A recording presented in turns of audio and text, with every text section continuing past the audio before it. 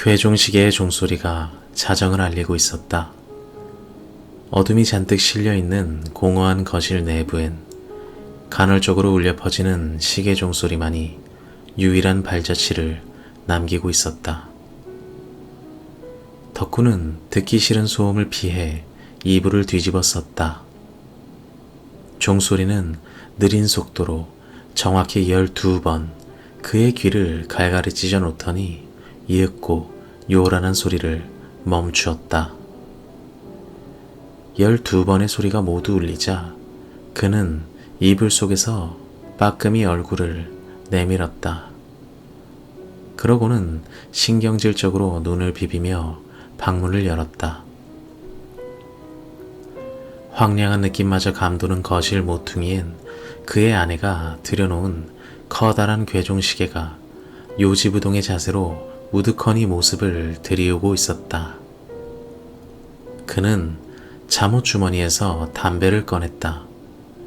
그리고 버릇처럼 베란다로 향하였다. 베란다엔 화단에 심어놓은 작은 아카시아 나무에 수수한 향이 물씬 배어 있었다. 감미로운 향을 음미하며 덕구는 베란다 너머로 휘황찬란하게 쏟아지는 달빛을 유유히 바라보며 잠시 사색에 잠겼다.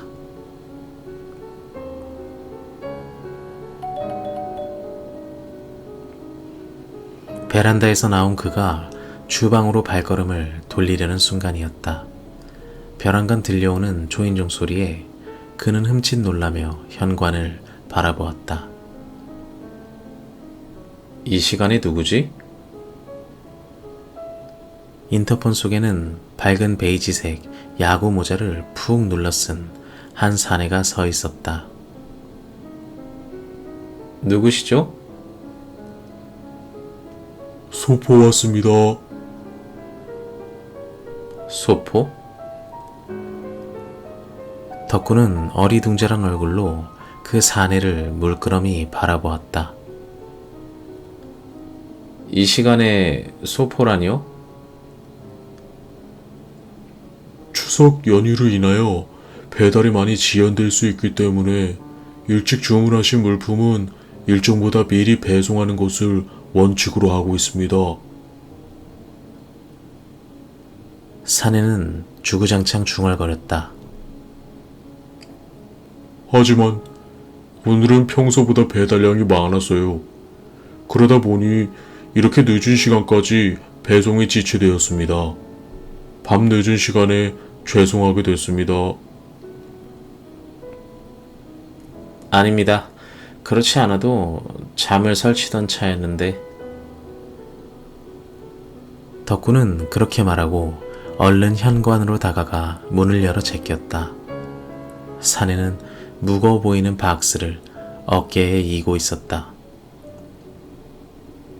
우차! 여기 주문하신 물품입니다. 그가 힘겹게 마룻바닥에 박스를 내려놓으며 말하였다. 덕구는 의아한 얼굴로 박스를 들여다보았다. 분명 요 근래에는 물품을 주문한 적이 없었기 때문이었다. 그는 자신의 아내가 또 쓸데없는 화장품이나 옷가지들을 주문한 것이라 생각했다. 춥죠? 덕구는 보온통에 담긴 따뜻한 커피 한 잔을 사내에게 건네며 물었다. 일이 일인 만큼 정말 추위를 타는군요. 이제 겨울은 다 지났는데 추위는 가실 줄 모르니. 그는 따뜻한 커피 잔에 손을 녹이며 말하였다. 밤 늦게까지 고생하시네요. 저희 집이 마지막 배송인가요? 그렇습니다. 사내가 커피로 몸을 녹이며 대답했다. 순간 문득 덕구의 머릿속에 무언가가 번뜩이며 떠올랐다. 그것은 영국으로 어학연수를 갔을 때 구입한 고급 양주였다.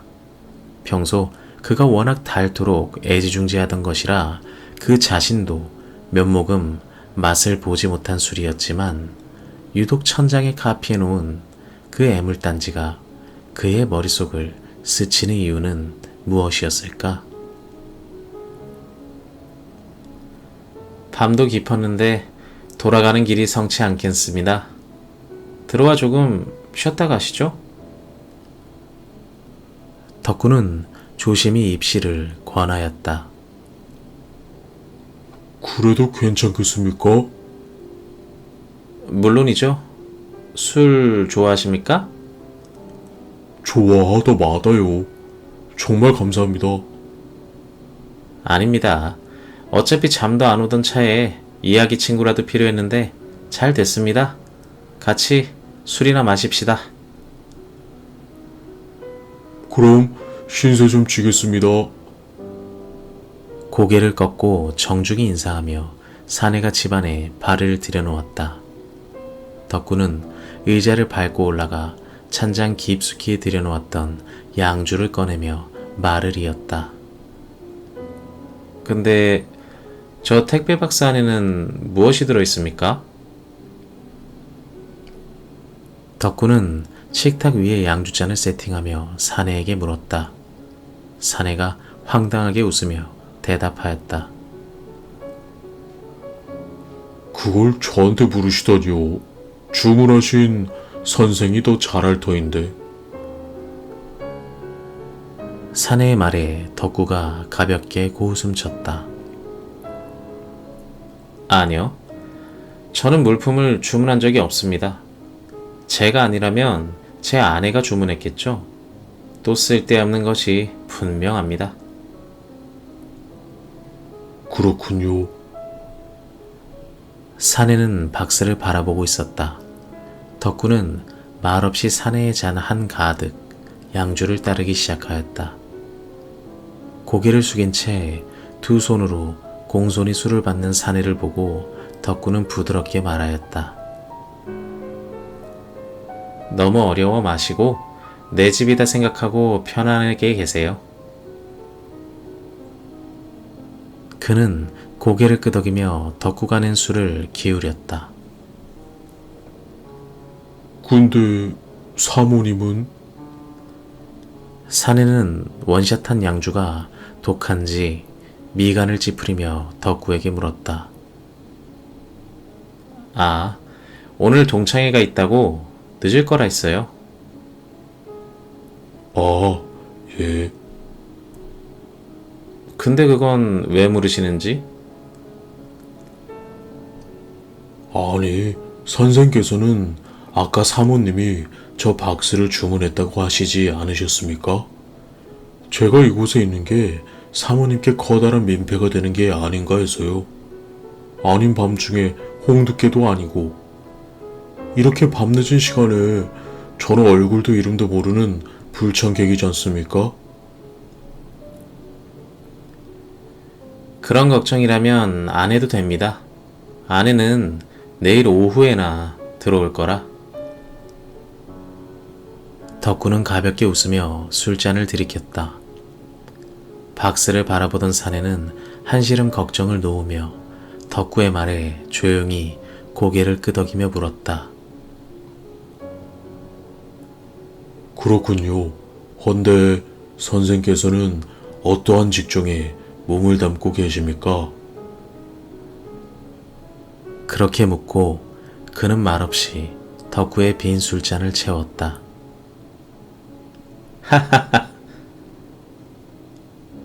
사내의 물음에 너털 웃음을 지으며 덕구는 쑥스러운 듯 먼 산을 바라보았다. 재작년까지는 프리랜서 작가로 일을 했습니다. 하지만 얼마 전 출판사와의 계약이 해지되면서 손을 놓고 말았죠. 그 이후로는 이렇게 만년 백수처럼 놀고 먹고 있습니다. 그리고는 큰 소리 웃으며 머리를 긁적였다. 무표정한 사내의 얼굴이 그를 더욱 머쓱하게 만들었다. 한참을 혼자 웃던 덕구는 무안한지 헛기침을 하며 자리에서 일어났다. 안주가 다 떨어졌네요. 땅콩 좋아하세요? 그는 주전부리를 찾기 위해 주방으로 향하였다. 전 괜찮습니다. 손사래를 치며 덕구의 사례를 극구 거부하던 사내는 집을 좀 둘러봐도 괜찮겠습니까? 라는 말을 남긴 채 자리에서 일어났다. 그리고는 조근조근 발걸음을 옮기며 어딘가로 향하였다. 다름 아닌 어둠이 자욱이 깔린 거실이었다. 덕구는 불쾌한 심정을 애써 감추며 눈살을 찌푸렸다. 이곳저곳을 누비던 그가 발걸음을 멈춘 곳은 커다란 괴종시계 앞이었다. 그가 시계를 어루만지며 차분한 목소리로 입을 열었다. 현대주택에 어울리지 않는 커다란 괴종시계네요. 주방에서 안주거리를 찾던 덕구는 사내의 말에 짐짓 밝게 웃으며 대꾸하였다. 아내가 구입한 건데 아주 애물단지랍니다. 저것 때문에 요새 잠을 제대로 못 들죠. 아주 미치겠습니다. 그렇습니까? 사내는 시계를 어루만지면서 고웃음을 쳤다. 그리고 문득 무언가가 떠올랐는지 안경을 고쳐 쓰기 시작했다. 괜찮으시다면 선생이 쓰셨던 소설이 어떤 부류인지 말씀해 주시겠습니까? 덕구는 한 줌 가득히 들고 있던 땅콩을 그릇에 담으며 무성의하게 되물었다. 갑자기 그건 왜요? 그냥 궁금해서요. 궁금하십니까? 그걸 들으신다면 저를 사이코라 생각할 게 분명한데도요? 천만에요. 말씀해 보세요. 정 원하신다면 몇 번의 헛기침으로 목소리를 가다듬으며 그는 입을 열었다. 저는 공포소설을 즐겼습니다마는 혼령이나 귀신 혹은 사후세계 같은 미지의 세계를 다루지는 않습니다. 제가 쓰고 있는 게 소설이라는 것에는 부정할 수 없지만요. 저는 언제나 비현실적인 요소를 최소한으로 배제하고 최대한 사실에 입각하여 글을 씁니다. 그런 유령이나 귀신 목격담 등 다소 비현실적이고 식상할 수 있는 부분들은 현대 공포와는 거리가 멀죠. 그렇다면 선생께서 다루는 분야는 어떤 것입니까? 그렇다고 과학적으로 논리정연하게 설명할 수 있는 현상이나 특정 대상에 대해서 쓴다고 하면 그건 설명문이나 논설문에 그치겠죠? 소설이 되기 위한 가장 기초적이고 필수적인 요소란 바로 허구입니다. 무슨 말인지 모르겠군요. 죄송합니다. 말이 너무 어려웠나요? 덕구는 신이 난 듯한 말을 덧붙였다. 그러니까 소설의 기초 요소인 허구라는 개념을 배제하지 않은 채 최대한 사실에 입각하여 쓰면 되는 것입니다. 저는 일상생활에서 흔히 일어날 수 있는 일상적인 공포에 대해서 쓰곤 했습니다. 인간 내면에 숨겨져 있는 공포라든지 두려움, 잔인성과 같은 것들요. 그렇다면 그런 글들의 소재는 어디서 찾는지요? 소재요? 그렇습니다. 아무래도 소설의 컨셉이 일상적인 공포이니만큼 일상생활에서 소재를 찾겠죠? 예를 들면요? 글쎄요. 저는 되게 생각을 많이 이용하는데 이런저런 생각을 하다 보면 가끔씩 떠오르는 것이 있어요.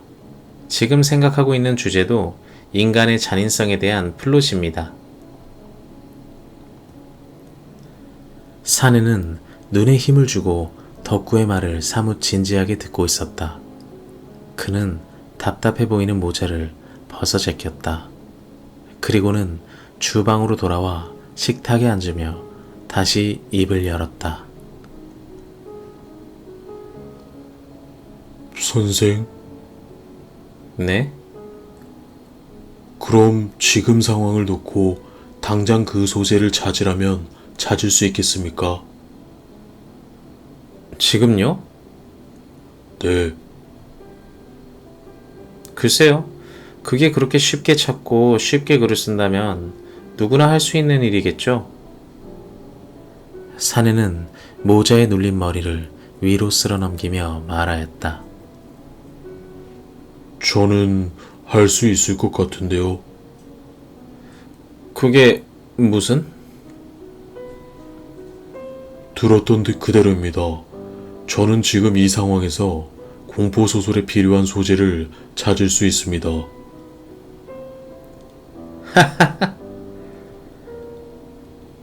덕구가 박장대소하며 자리에서 일어났다. 사내는 의미심장한 미소를 띄우며 덧붙였다.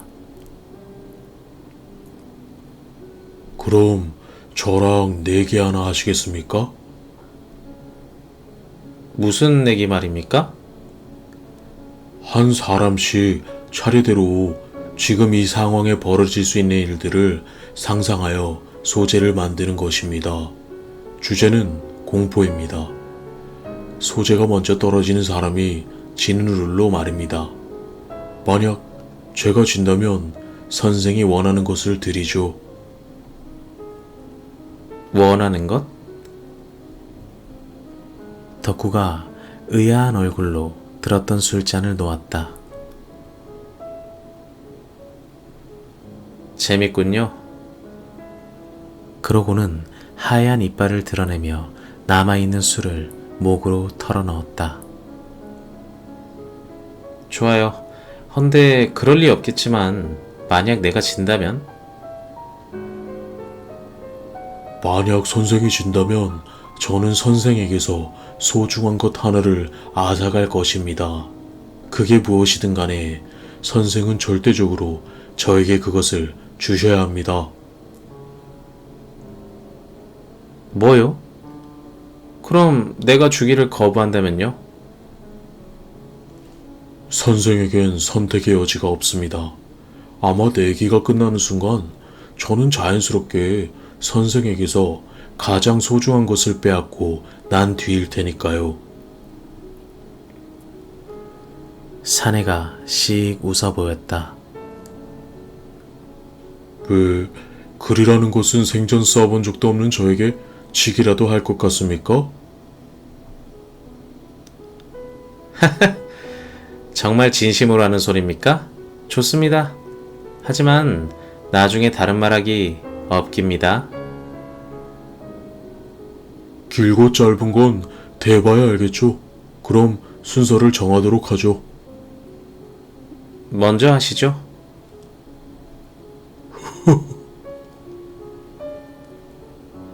사내의 얼굴에서 비장함마저 느껴졌다. 그는 안경을 고쳤으며 천천히 말을 이었다. 잘 들으십시오. 말해보세요. 지금부터 제가 하는 말은 사실일 수도 있고 사실이 아닐 수도 있습니다. 그러니까 제 얘기가 저 혼자만의 줏대라고 믿든 그렇지 않다고 믿든 어느 것이든 당신의 자유입니다. 하지만 당신은 그것이 사실인지 확인해 볼 수는 없습니다. 그것은 규칙입니다. 무슨 얘기가 하고 싶은 거죠? 저기를 보십시오. 저 괴종시계가 보이십니까? 사내는 거실 한가운데 놓인 괴종시계를 가리키며 낮은 톤으로 계속 중얼거렸다. 아까 집안을 둘러보다 저 괴종시계 안에서 무언가를 느꼈습니다. 아주 작고 나지막한 소리. 저는 분명히 두 귀로 들었습니다. 사내는 잠시 말을 멈추고 식탁 앞에 놓인 술잔을 들이키며 마른 성대를 죽였다. 덕구는 남자의 이어지는 말을 초조하게 기다리고 있었다. 그 순간 저는 확신하였습니다. 저 안에 사람이 들어있다고. 지금 농담하십니까? 그는 가볍게 웃으며 대답하였다. 글쎄요. 제가 하는 얘기는 작은 농담이 될 수도 있죠. 하지만 끔찍한 사실이 될 수도 있습니다. 선생이 생각하기 나름이라는 말입니다. 사내의 말이 거짓이라는 것을 알면서도 덕구는 괴종시계에서 시선을 떼지 못하였다. 무슨 근거로 하시는 말씀입니까? 그럼 아무런 근거 없이 제가 지어낸 말이라고 믿으십시오. 그것은 당신의 자유라고 말씀드렸습니다. 아마도 사내가 망설이는 듯 입을 열었다. 종소리는 시계 안에 들어있는 사람의 머리와 종이 서로 부딪히며 나는 소리일 겁니다. 덕구는 떫은 감이라도 베어문 듯 눈살을 찌푸렸다. 그럼 지금 확인해 보도록 하죠. 벌떡 자리에서 일어나며 덕구가 소리쳤다. 그러자 사내가 두 손으로 그를 제지했다. 그건 안 됩니다. 왜요? 규칙을 잊으셨습니까? 그렇게 된다면 선생은 내기에서 패한 것입니다. 사내가 내세운 규칙이 그의 머릿속을 휘젓고 있었다. 선생은 그것이 사실인지 확인해 볼 수 없습니다. 그것은 규칙입니다. 사내의 불쾌한 목소리가 그의 머릿속에서 메아리 쳤다. 규칙을 어기고 내기에서 패하신다면 약속대로 선생은 저에게 소중한 것을 주셔야 됩니다. 이어지는 사내의 말에 덕구는 불편한 심기를 드러내었다. 이제 선생이 얘기할 차례입니다. 이제 바토는 덕구에게로 넘어갔다. 자신의 차례라는 것을 듣고 나서야 그는 조용히 콧잔등을 어루만졌다. 맞은편에는 사내가 팔짱을 낀 채 득의연한 얼굴로 덕구의 말을 기다리고 있었다. 그는 팔목에 걸친 손목시계를 예의 가리키며 시간을 재촉하고 있었다. 덕구는 다급해졌다. 좋습니다. 잠자코 머리를 굴려보던 덕구는 무언가가 떠올랐는지 조용히 입을 열었다. 지금부터 제가 하는 얘기 잘 들으셔야 됩니다. 그러려고 노력 중입니다. 실은 말입니다. 그는 마치 사내가 모르고 있던 치명적인 비밀 하나라도 고백하려는 듯 망설이며 말을 꺼내었다. 그리고는 제법 눈치가 빠르신 분인 줄 알았는데 유감이군요. 라고 연이어 전하며 안타까운 속내를 드러내었다. 사내는 그가 무슨 얘기를 하려는지 도무지 갈피를 잡을 수가 없었다.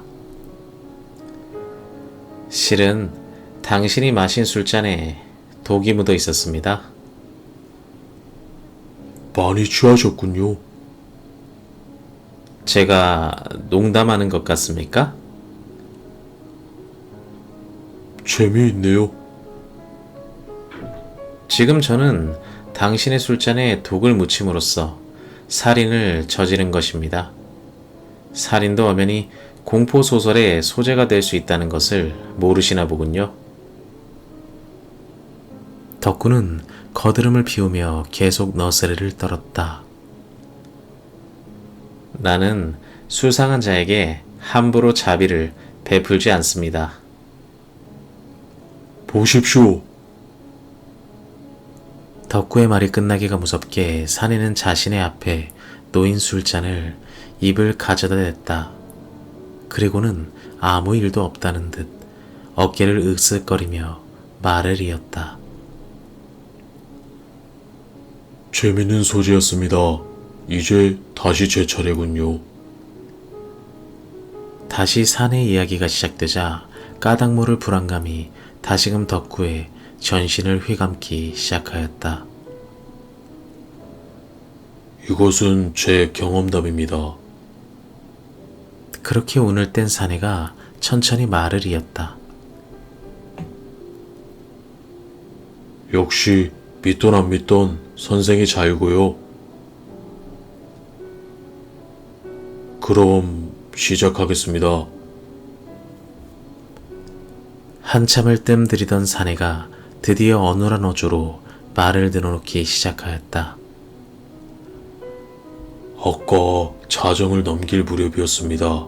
바야흐로 저는 마지막 남은 택배의 수취인이 선생의 집 주소로 적혀 있는 것을 보게 되었죠.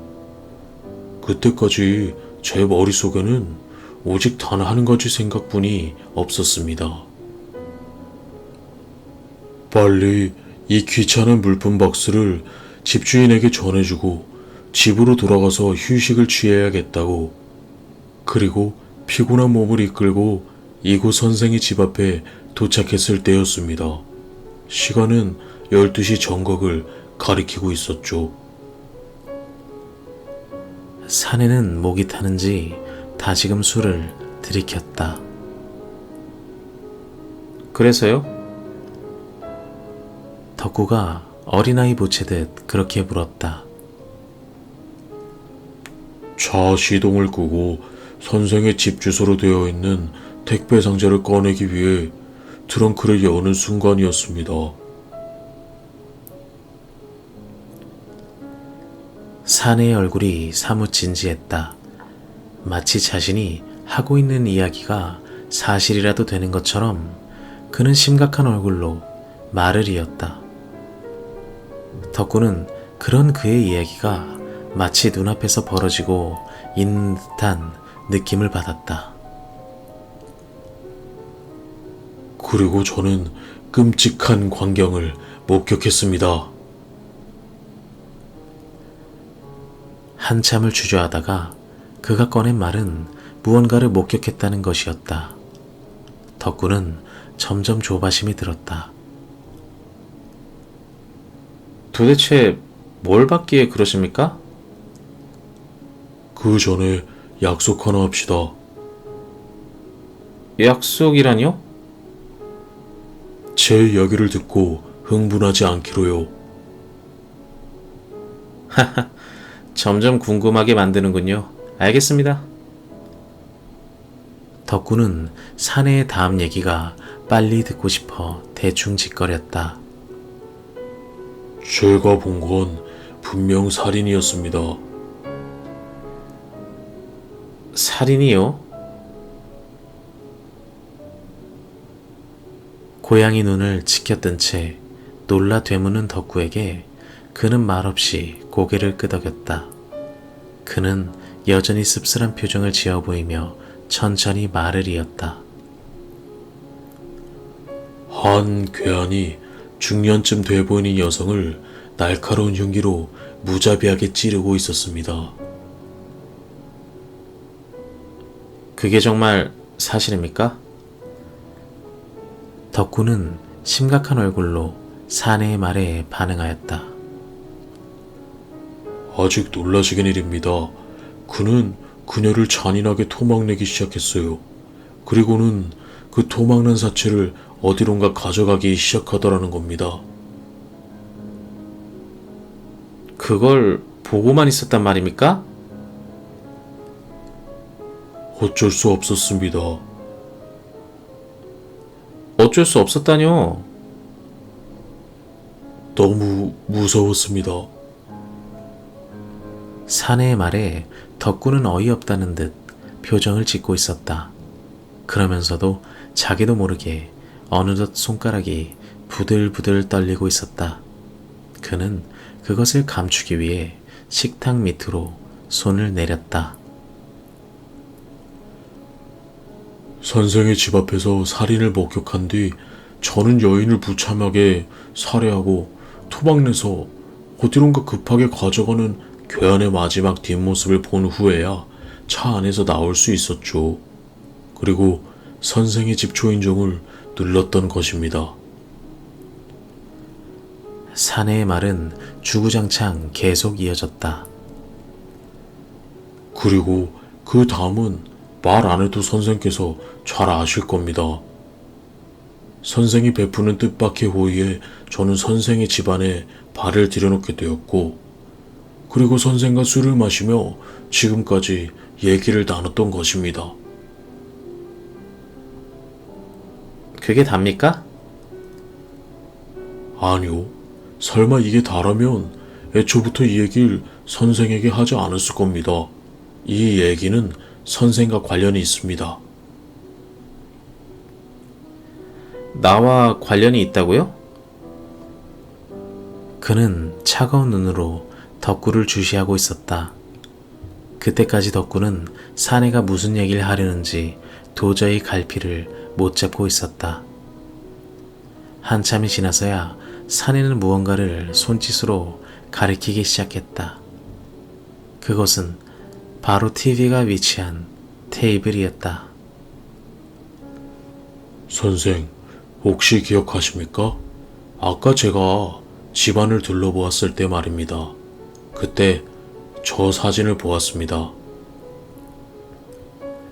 사내는 TV가 위치한 테이블 언저리에 놓인 가족 사진을 가리키며 말을 이었다.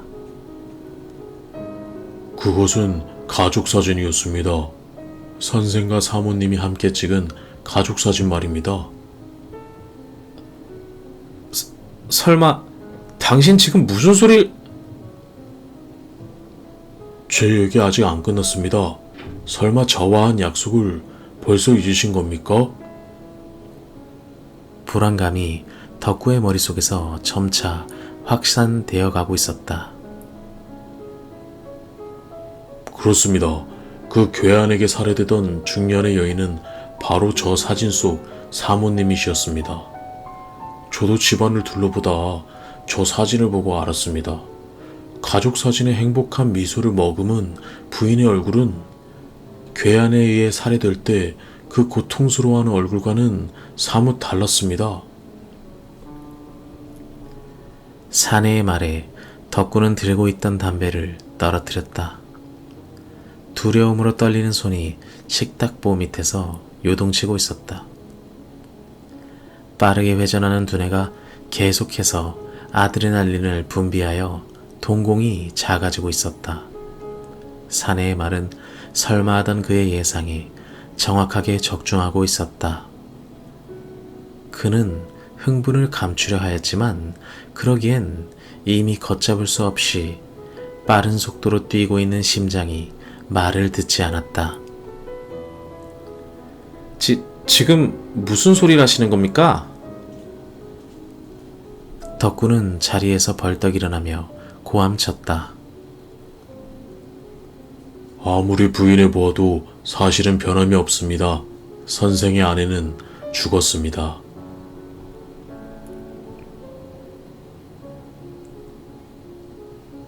여기까지가 제 얘기입니다. 역시 사실로 믿든 믿지 않든 선생의 자유입니다. 덕구는 사내가 하는 말을 믿을 수 없었다. 믿지 않는 것은 선생의 자유입니다. 라는 그의 얘기에 꼬리처럼 따라붙는 말은 수수께끼 같은 사내의 말에 보다 큰 의문을 남길 뿐이었으니